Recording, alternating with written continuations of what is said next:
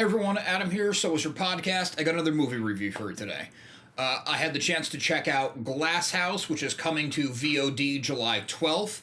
It's a independent thriller, psychological, kind of science fiction in a way movie that I didn't really know much about it. To be honest, based on the cover art that was in the press release email, I thought it was going to be a pretty run-of-the-mill horror thriller movie, and it's one of those cases where I was so happy to be so completely wrong.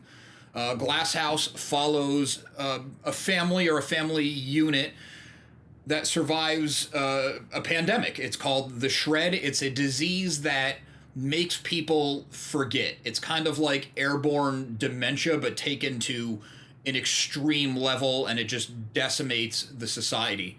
So you follow this family in a glass house where they're surviving and growing things, and they have protocols on not breathing the air, and very well thought out, very real seeming world. There didn't seem to be a lot of logic gaps in how they're coping with the disease. Not that I was watching it looking for those, but nothing really stood out. It just seemed like this insanely tight script. And I got to learn more about the script and the making of this movie because I got to talk to writer-director Kelsey Egan along with the star Anja Taljaard.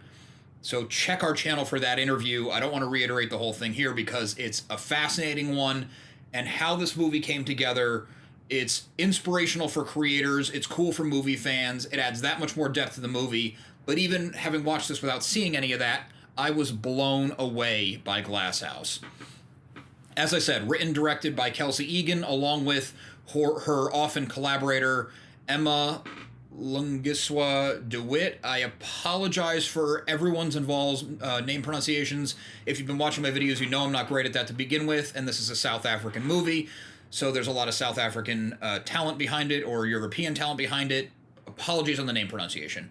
Jessica Alexander, Anja Taljaard, and Helton Pelser round out kind of the top three on the cast, but it's not a huge cast, but there's not a weak link in that cast.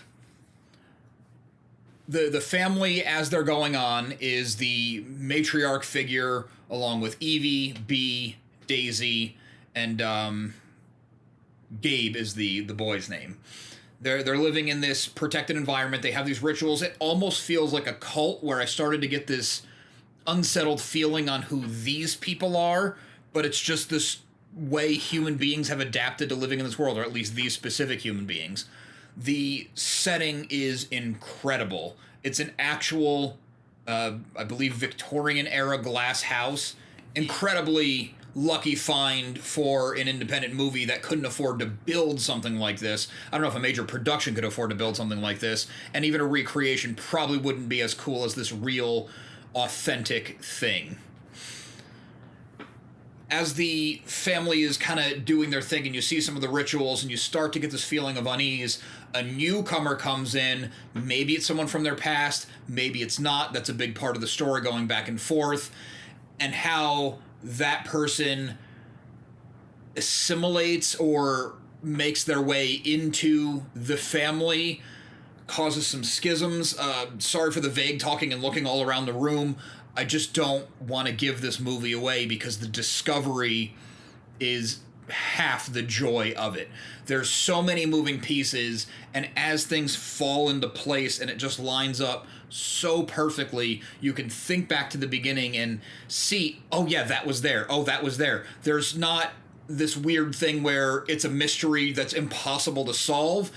All the pieces are there. Maybe mystery is not quite the right word, but anyway, all the pieces are there, and as it clicks in, I was just blown away, and I was already on board because it's an interesting concept. We're just coming out of a pandemic of our own, and luckily it was nothing like The Shred, but you do kind of get that feeling of relation to it. The performances are incredible. I didn't really recognize the people in the cast, but I assume that's because it's a different country. They have their own entertainment industry. Maybe a lot of things they're doing don't come over here, but everyone was exceptional. I would check out projects from these people. Otherwise, Anja Taljaard, for being a relatively new actress, she does have some things on her IMDb. She's been working. Carries a huge amount of this movie on her shoulders, and never missteps or falters once. There's never a scene where she's not believable. Her kind of counterpart, in a way, sister in the movie, Jessica Alexander, same deal. She doesn't quite have as much responsibility as Anja, but her character is just as instrumental, and again, no weak link in there, and probably the third tier to this thing, probably the third most seen person, Helton Pelser, just credited as the stranger, which I think is fair. Names might give things away. Again, exceptional. I should probably have another word to use, but everyone's just at the top of their game, and it really makes it come together, especially when you hear about the behind-the-scenes things, but you don't need those behind-the-scenes things to enjoy this movie. Another thing I wanted to give this movie credit for is it's not really straight-up horror, but it is a thriller. You do have this excitement, this anxiety in a good way while you're watching it, trying to see where it's going, trying to figure it out. You're along for the ride, but your brain is still working and trying to catch up. You're trying to see if things are as presented, or is this disease that wipes out your memory and makes you not quite who you were affecting people more than others. It's this really awesome sort of mystery, sort of figuring it out, sort of can you believe what you're seeing and hearing. Another thing I wanted to give this movie credit for was because it's not straight up horror and it is this thriller, a lot of it takes place during the day, and in a glass house there is a ton of daylight.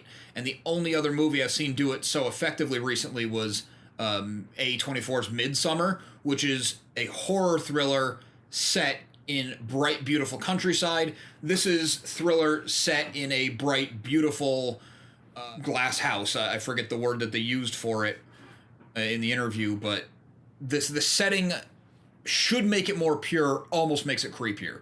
When they do go out at night, they're in this beautiful house, these beautiful grounds, and it still just has this sense of dread, even though nothing about the actual setting should give you that sense of dread. And that's a huge credit to the people in front of the camera and a huge credit to the script, the people behind the camera, for pulling off that magic trick.